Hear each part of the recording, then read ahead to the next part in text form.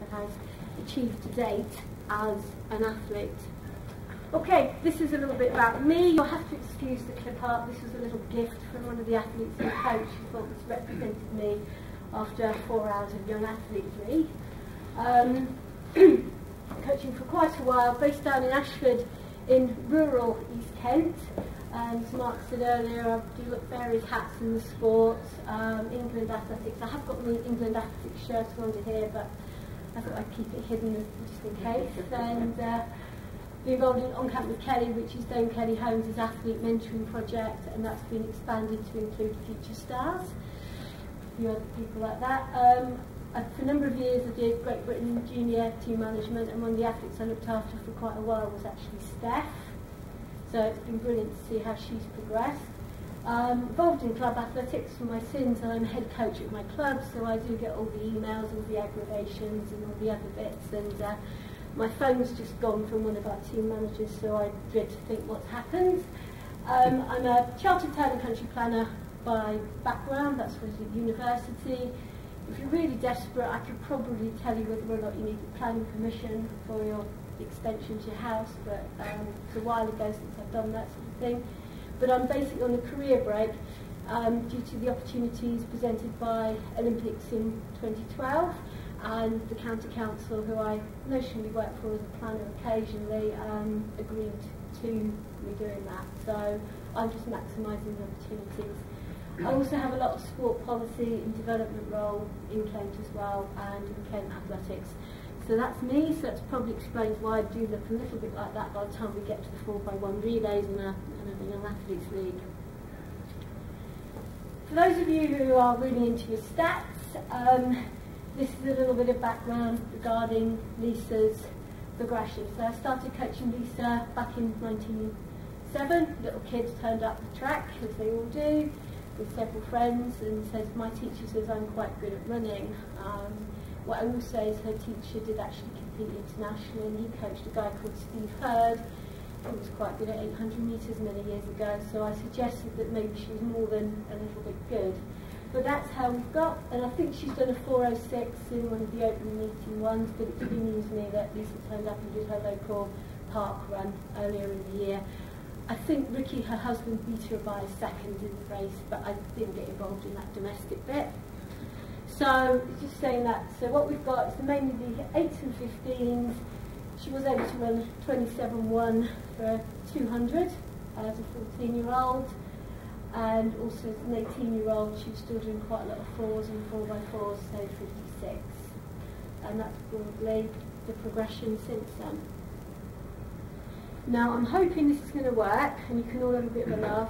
She's already won every major championship of her Can you hear that okay? Because this is but Kent's Lisa Dobrysky has now set her sights on winning her first national 800 metres title, and her training at the Julie Rose Stadium in Ashford is going well. The smile says it all. Even hard at training, Lisa Dobrysky enjoys her running, but then she does excel at it. In just 2 years, she's gone from winning on Sports Day to winning at the English Schools Championships. She's got really good qualifications, and some people that don't push me, and just a lot of support for everyone. Right, off you go then. Very embarrassing. That's it. Keep it nice and relaxed, nice and high. She's very determined. She's got lots of natural talent, so she can run fast for a long time, and she doesn't give up, and that's a very important quality in an athlete. That's fine. Start off nice and relaxed, and then get a bit quicker and quicker. Lisa's running career took off on the cross-country course, and last year she won the Under-15 County Championship. This year she's already won the 800 metres hat-trick at the Kent, South of England and English Schools Championships. The Nationals in Sheffield next month are the focus of her training now. I like to start to get distance, get everything ready to go. Do you like being out front? Yeah. It's better to be at the front rather than setting behind.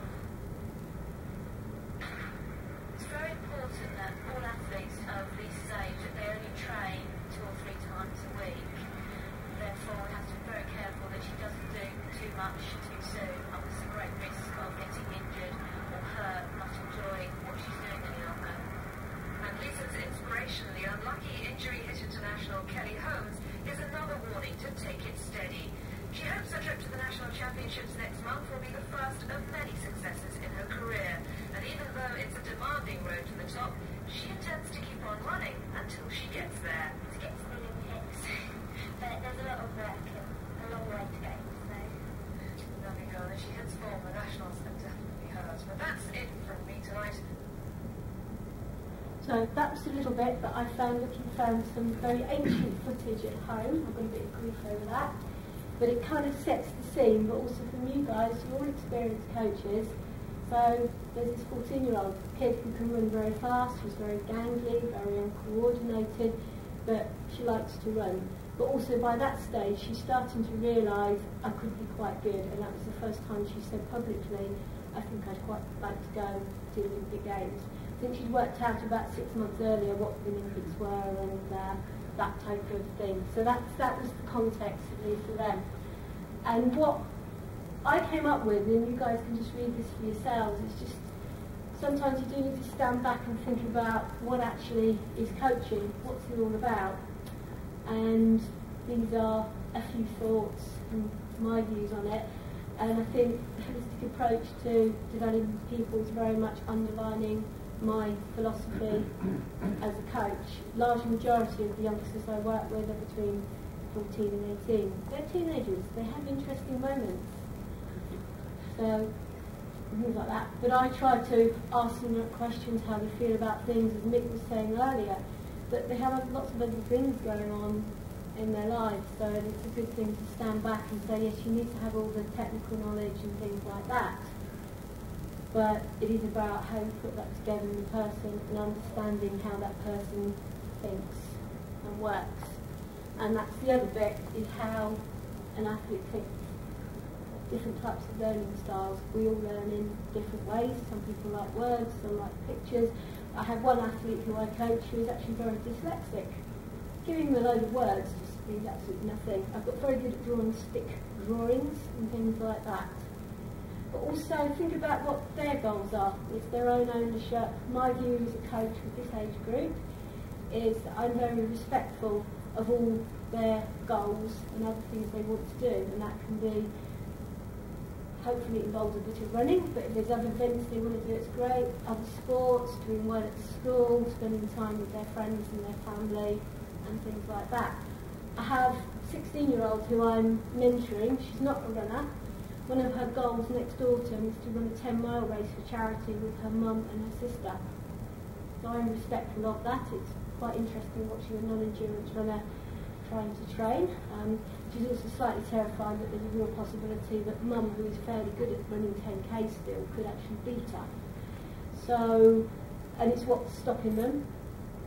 And also it's what you can do to help them achieve their goals in that context. So that's pretty much where I come from as a coach. Understand their world. So who here coaches teenage athletes? Yeah, feel free, add anything else to that list. And that's what you're trying to manage, particularly maybe just on a Tuesday and a Thursday. Understanding that. There's also an interesting that Steph mentioned in preparation for Barcelona, that she had a day off because she was going to her university graduation. If you're coaching, you need to build those in.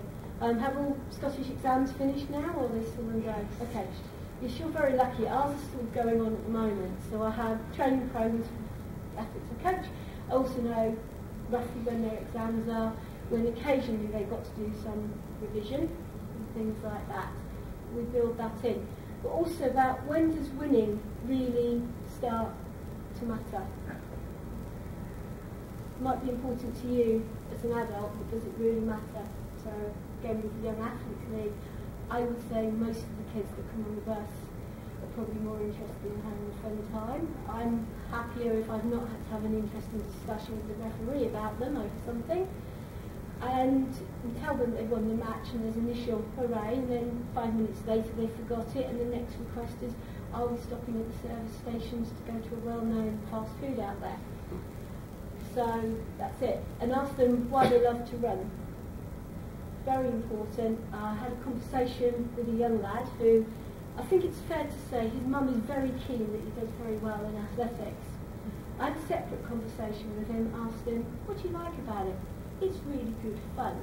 I think his mum thinks he's going to be in the team for 2012. He's 11, unlikely. So, but that's always reassuring to me. And again, asking the right questions. What do you like about running or athletics and things like that? But I say also a lot of my work involved in things like with On Camp with Kelly and Future Stars is that it's a difficult time for young people. There's huge development pressures, that type of thing that's going on. So just be understanding of that world. If they want to go shopping, let them go shopping. Okay. A little bit about the types of training that Lisa was doing. It's nothing, no great shakes. This is a 14-year-old. We do a lot of things like 3 to 1 minute effort, so I'm going to assume that's fairly familiar to both of you. Variation, 3 times 2 minutes. Pyramid, I think Nick said something fairly similar. In the volume I have countless variations of the themes of reps between 2,000 and 3,000 metres. I'm sure if I asked you all, we could put post-it notes all over the walls for that type of thing. We also do a lot of speed development skills. As a few of you may have noticed in Lisa's races, she's fairly nifty over the last 150 and 200. A lot of zigzags where you put cones out in zigzags so you're having to change direction, accelerate. A lot of shuttle runs where you're coming up and back. Learning how to run round bends, running, things like that. And 2 to 3 miles of endurance and relay games. A bit like Mick was saying, I have very crafty ways of getting endurance into young athletes, and we do a lot of stuff like that. Are you familiar with what I call like the Oregon style circuit training? Yeah, where you have like an exercise, you might do some press ups, go for a run, then do a star jump, things like that. Lots of different things like that. But what I will say is when Lisa was born, and she's talked publicly about this, is that one foot twisted all the way back round the other way, and that's always an ongoing issue of how to manage that hip. So when she was younger, and you can't see it too clearly in the original footage, but we always had one foot that was splaying out. Bend running was a problem. She couldn't actually physically hold her body in the position. Also being very fast at the age of 14 didn't really help in that sense. Still growing taller. At 18, I've still got some stuff where she's still physically growing taller, which is not exceptional, but it's still fairly unusual for women. Most of us within Australia stop growing about 15, 16. A lot of other sports. Track and field, sports hall. Anybody here got athletes who do sports hall athletics? It does exist over the border. Yeah. A lot of speed bounce, a lot of standing long jump, that type of thing. Cross country. Cross country was always a bit of a battle. Lisa didn't like it at 14, and I think anybody who's seen her running races recently realises it's not the thing. At league races, she'd go and do an 8, long jump, relays. I'd be in a lot of trouble if I wasn't allowed to run the relay, both from Lisa and also her teammates, who figured fairly quickly Lisa on the last leg usually guaranteed a win. Shot put. Good funny story of that. Her sister was a junior international hammer thrower and shot put. Her sister would go and do shot with her left hand, and Lisa would try and beat her in shot at the right using her right hand. On one occasion I did beat them both. That was a lot for them. But again, it was the fun, the challenges, and what mattered to them. And a lot of it was drills, skills, circuits and challenges. Something I still do now is I will say to youngsters, right, you're going to run total of 3,000 metres in reps per day. The reps can be between 100 metres and 400 metres. The recovery, I might say, has got to be at least half what they've just run. They have to go away and design their own session. It's about ownership, responsibility, setting the recovery. Most times I just let them get on with it unless they're doing something that's a bit ridiculous. But if it's ridiculous and they're not going to get any harm, I operate on the learn by doing approach. So this is Lisa, the little kid that you saw earlier. This is what her twice a week and go on a bus route involved. So a little bit about what Team Lisa looked like. I think as Mick and Steph were talking about, as somebody gets older and better, the world becomes more involving different people. So this was where Lisa was, age 14. English schools was an absolute classic. She won her first heat by 250 metres. She just went out and ran. I wasn't going to shatter her illusions. didn't really matter. She didn't know what English schools was until the letter came through the door. And that's it, and it's just about friends. So teacher, she was very lucky in having a teacher that actually not good but very good. And yeah, and I was involved in a bit of coaching and things like that. So, and also about how you use support systems and things like that. Mark and I had a brief conversation about the importance of having support and people in, but this was Lisa's world, her friends and family. The picture in the middle is her winning English schools for the first time. Most of the girls using the picture with, interestingly, apart from one, are still involved in sport, whether it's working, running, physios, things like that. They're her friends. Dad, who's down at the construction site, is a soil consultant. His role, he got onto the Olympic site before Lisa because he had to decontaminate the site. Some of her siblings, and the bloke in the far corner is a guy called Ricky, who she got to know quite well and eventually married. So, but that was the system, but that was understanding their world and their support and what matters to them. So a little bit more on the progression. I've waded through some very old training diaries, and these are just the examples of it. 600 sessions, something that featured quite a lot in Lisa's life, and I can tell you it still features now because I did see her a couple of years ago do 600 sessions, and it was a little bit quicker, actually, a lot quicker than that. But what we also did was just adding it in, but what I will say is that the only really when she got to about 17, 18, more of the what I call adult-specific training started to come in. She did do a time trial that year, but we used it a lot to developing skills, pace judgment. And Lisa was a kid, when the gun went, then if you saw her when she was a kid, would just run as fast as she could for as long as she could. We did do quite a lot of work to try and curb that youthful enthusiasm and also generate awareness of skills and pace. Whistle pickups is something I call where they run along with a pace and you just blow a whistle and they've got to pick up. And it was also different games as well. So things like the one at the back would be given a secret instruction from me to peg it at 80 metres to go. So just working in groups, because particularly with Lisa, how good she was, in a league match she'd be 200-300 metres ahead. English schools, there might be one or two kids that could keep up with her. She never learnt about running with arms and legs around her. Bit of a key skill, endurance. So we put that into the games and that type of things as well. And it was just building up skills and experiences really. So that's it. I've probably got lots more bits and pieces about what training she did do. Okay. Hops, who's read your Karen Martin book on physiology then? Seb's dad? Training yet? Right, very good. Excellent book, one of the first things I read. One of the things they said about there was doing 25, seeing how many hops you took over 25 metres. Great idea, I thought, leg strength. Did this for quite a while. These are Lisa's results. It took me a long time. We started off with that, and particularly with Lisa's leg imbalance and the twisted foot, I was not comfortable with her hopping that far, and I stood back and thought, what do I want out of this? I want to see how leg strength is progressing, imbalances, the skill and the balance. So I took it right the way back. The youngsters I coach now, they go off 3 hops. With Lisa, we progressed up to doing 5. So December 1, you've got 9:30 and 9:50. And eventually towards the end, December 2002, we got her up to being able to do 7 hops safely and controlled, and the distance is gradually increasing.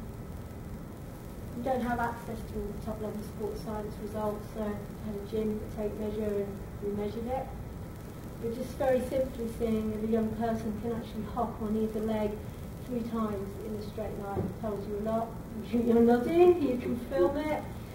You can see what inward rotation is going on with the knees and things like that. So you can have all the top sports science results, but use your own coaching skills and the tape measure.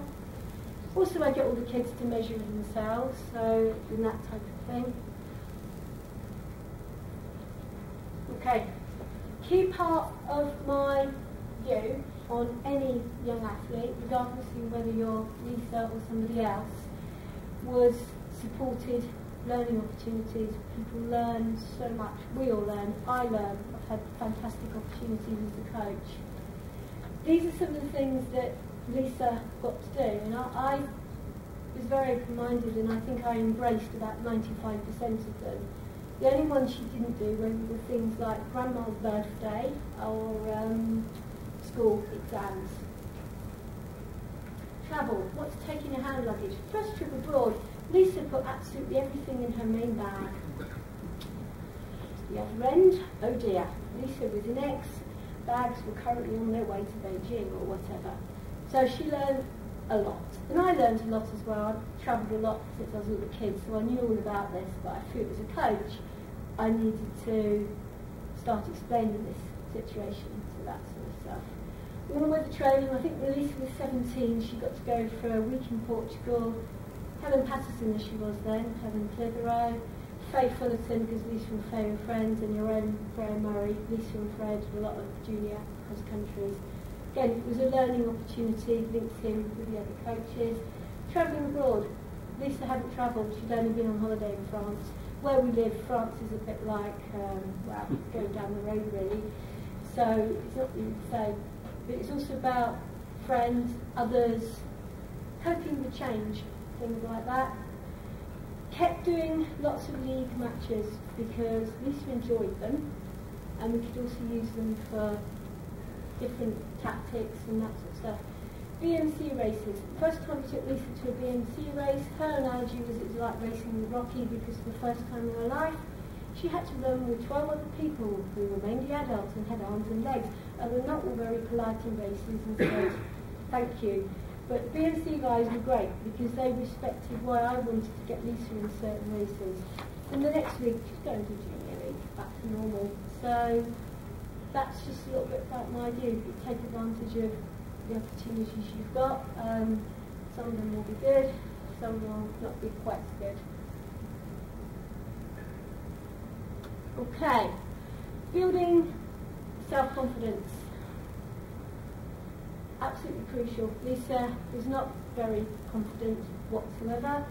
Lots of things going on, school, running, I think she's a grade A pianist. Lots of pressure, both from herself and externally. Lisa lived in a very little community. When your surname's Zabriskie and you live in Kent and you've got lots of brothers and sisters, everybody knows who you are and what you're doing.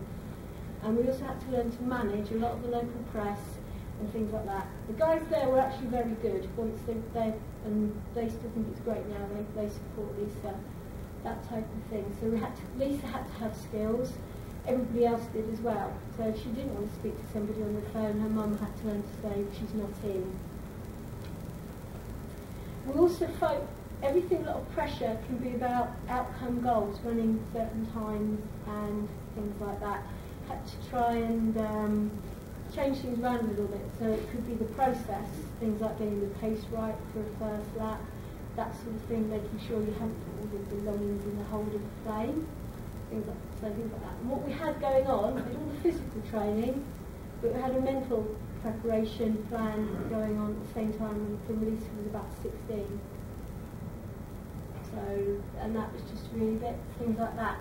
So, okay, what we also had, this was a little bit of a countdown extract that I do with people as a preparation. I can do the full works on that. It's a shame Steph's not here because she had to sit through this. But it was about getting a structure, and Mick talked about that as well in terms of having a structure in terms of what's going on in an athlete's day. And this was things that I came up with Lisa, and I use it with the youngsters now, about what you need to do. So I've almost got it's a checklist, and I also use a lot of phrases and things like that. Stop sniggering, I know you see this is another one. But that's a bit. Getting Lisa to eat her breakfast in the morning on a race day, it is the battle for whatever, okay? I had to get involved in it, her mum had to get involved in it, but also it's getting the right message across to Lisa that best chance of her actually running well was that if she had some breakfast. So you see Lisa's mum at some stage asked her about the breakfast server, but that's the bit. and this was just going towards the end of the preparation bit. I put go for gold, Steph does go, go, go, that type of thing. So that was just part, and that, to my point of view with youngsters, it's part and parcel of all the physical work, all the training they do, all the reps, all the runs, things like that. It's getting themselves in the right good place, and also finding different tools to get themselves organised, and that type of thing. So, okay. That's a pretty haunting image for me, and but that's Lisa after Beijing, and her career so far has had a lot of ups and downs, and it's your role, and my role as coaches, how you actually support somebody when things go wrong and keep them in it and things like that. So that type of thing, that was not a good image that I needed to see, but I also understood how she felt. As I said earlier in the initial film footage, yeah, we have somebody else in Kent who's quite good at running as well, and that is what it is. It's about inspiring, and Lisa and Kelly for a very long time, and Kelly's history is very well documented in terms of when things went wrong and things like that, and about never giving up. So I just found it was a nice picture, that type of stuff. Okay, who here has been to the under-20, under-23 trials down in Bedford? Okay, who's been there when it's been a really nice, non-warm summer day? Blimey, better than I have. Okay.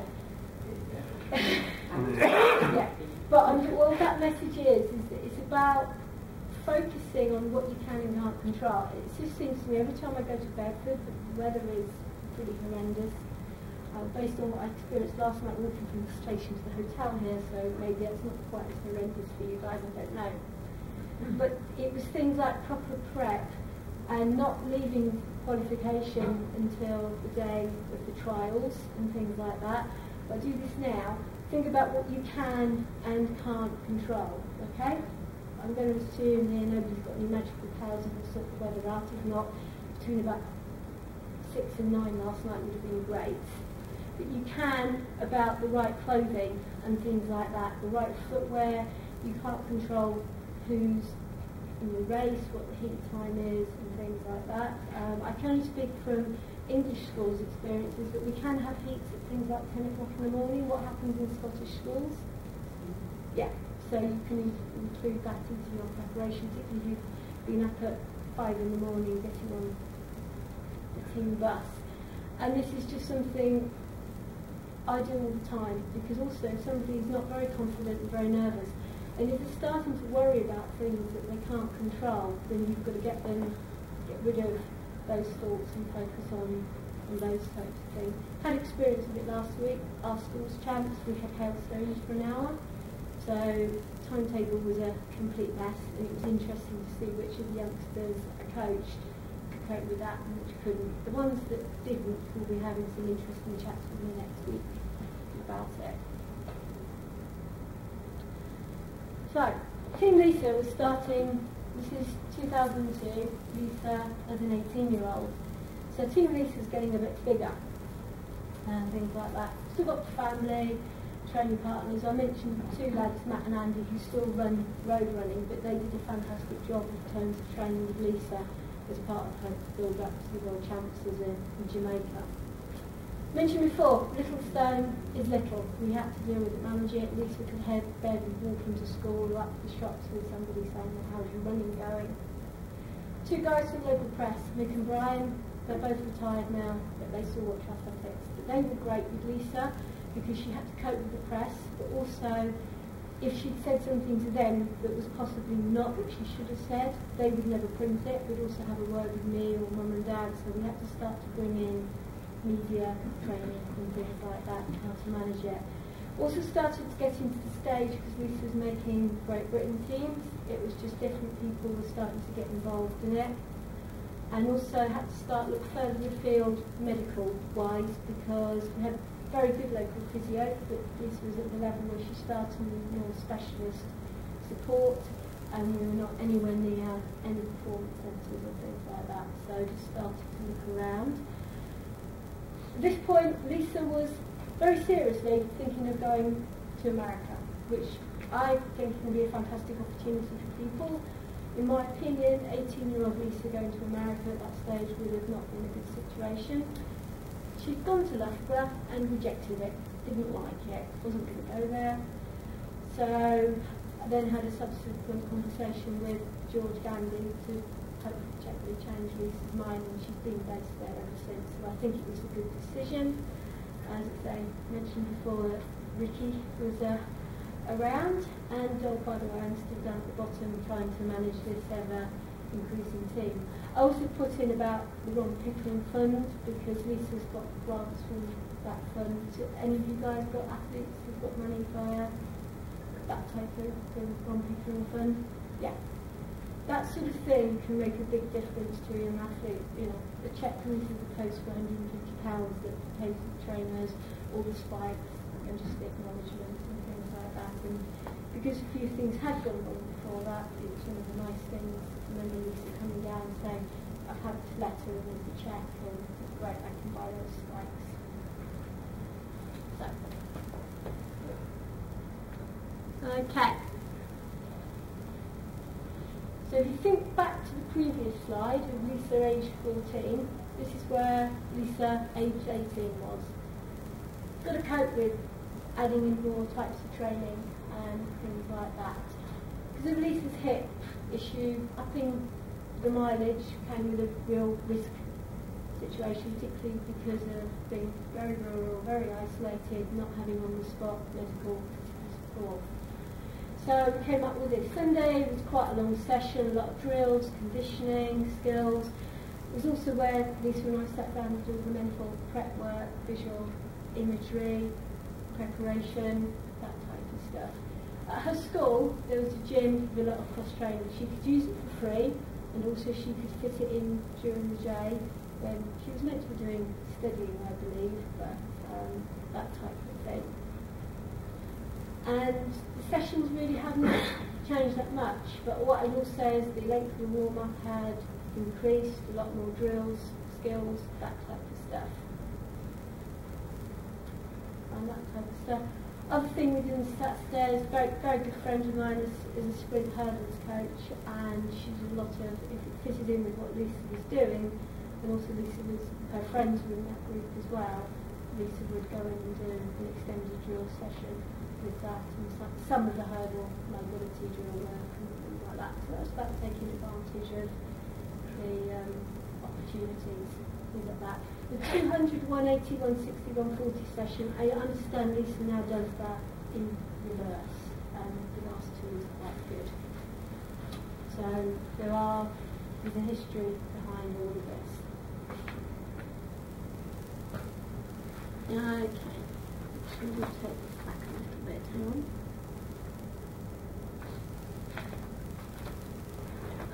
Okay. Had World Junior Champs, July 2002. I've never had an athlete get to that level before, so I had to stand back, think about it, and things like that. We did a lot of preparation. It's going to be pretty warm in Jamaica and things like that. It was also the first time we'd actually targeted. Anything else that happened had just kind of happened on the way because it fitted in, that type of stuff. So this was what Lisa did, and this is why I was looking through my files when she got to Jamaica. She'd never been out of Europe, let alone flown. So no idea how she was going to cope with, I think it's about an 8-9 hour flight. Things like that. It's very hot. I think Mick and Steph referred to that as well with Barcelona, that type of thing. So that was our first thing, was to prioritise those types of things. It's not very much. An 18-year-old has gone to a completely different country in a completely different environment. I had to very much rely on the GB team management, because though we had mobile phones, it was not the same level of usage access you have now. So that was just an insight. But you can also see, what we've also done is put in the visualization, relaxation tasks, and again it was Lisa having a lot of structure. Also, because of safety issues there, they were all shut in a university campus. There was no freedom whatsoever. So there was an awful lot of young people who were kind of confined to barracks. So having things to do and a structure was very important. I also think they got the same food for lunch and tea for 2 weeks. That type of stuff. Okay. Yeah, the picture there is a guy called Usain Bolt, who we both met for the first time, the 15-year-old out there. And that's just it. And it was just the structured programme, just gradually building in, but also valuing the physical prep and the mental prep is equally important. And that type of thing. So that's a little bit of background for that. It was good fun for me finding that in my folders, so things like that. Got through to the final, fourth and final, absolutely gutted because of being that close, but ran 4:14 twice, which was close to Lisa's PB. What I can vaguely remember is having this rather wild taxi driver rides to get me on the plane to get home after that. But a little bit of a history and a snapshot in terms of preparation, and I learned an awful lot with that. So these are, in the week, I've kind of, it's a good reflective exercise for me to do really, because I haven't looked back at what Lisa did for quite a while.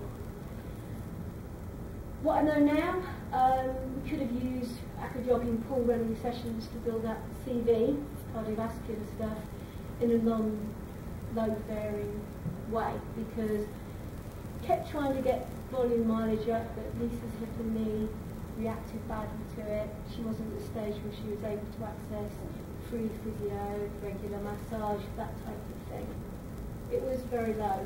What I will say is I have had athletes of this age where they're able to handle a higher volume, but what was more important for me was the fact that Lisa was now training 6 times a day, so she was getting additional training, getting the routine, the habits, and the organisation of it. I know an awful lot more about strength and conditioning than I did many, many years ago. So that was just my bit, and I think sport and conditioning has come along as a discipline. This Steph mentioned you can do degrees in the subject now and that type of thing. So what we'll say is Lisa only decided that she was going to give running go seriously when she got to university. And that's what I'm saying goes back to about what the young person's goals are, what they want to achieve. I knew by this stage that she could be good, very, very good, but it was her own journey and she had to make that decision. That was also why I wanted to sort of look at where she went to university. Academic work is important to Lisa. She's got a very good degree in English. If the running hadn't worked out, she probably would have been a primary school teacher now. So my aim, it was to provide this supporting learning environment, whether it's for Lisa or any of the other youngsters that I support, work with, and things like that, and to enjoy being a teenage runner. And if somebody wants to work towards becoming, better as become an adult, because kids don't win Olympic gold medals, not in running. It's self-confident, committed athletes that do. My own conclusion is I think I did a pretty good job, and I love watching wrestling on the TV these days. So that's really all I've kind of got to say about stuff. Other than that, Lisa and I do have an ongoing connection. We go to her and Ricky's wedding. Brilliant. With Commonwealth Gold, I was out in Japan looking after GB Juniors. Lisa was in Melbourne, so I didn't see that, and we kind of probably flew past each other. And I missed Lisa coming back, and I was really chuffed because there was a knock on my door a couple of weeks later, at 9 o'clock at night, thinking, who's that? Probably Rosemary next door, left her key again. And there was Lisa standing there with the Commonwealth Gold medal saying thank you. Okay, so there is that bit. The picture that haunts me. Olympic tour, I got to go around the Olympic 2012 site, set up. What nobody told me was that Lisa was actually the tour guide for me, so which was very nice. And Fifth Avenue Mile, that's an ongoing connection, because got family and friends who live in New York. I'm there a lot of time. I used to race there. I did actually stag around the New York Marathon on one occasion. Very painful. I was tired for running after that. But I met up with Lisa and Ricky running in New York. Brilliant to see them run, but it was also really nice, this sort of full circle. So there is still that ongoing connection. But as I say, the knock on the door with the I did all right. I've won a gold medal at the Commonwealth. It's a nice one to get. So this is one more bit. If I can get this to work, I hope it will do. Okay. This was a feature film that BBC have been doing about Lisa for a while, and because of my early connection, I have been involved in the process. Also, phone calls from Lisa saying we need pictures of me when I was a kid. Can you help? So I'll try and get the sound out.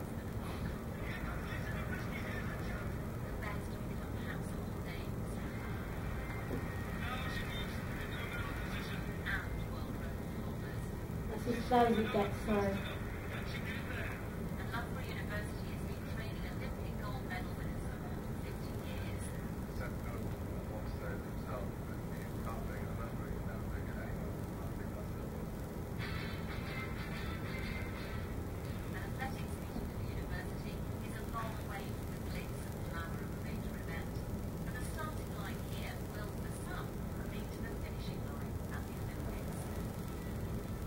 Getting away from the heritage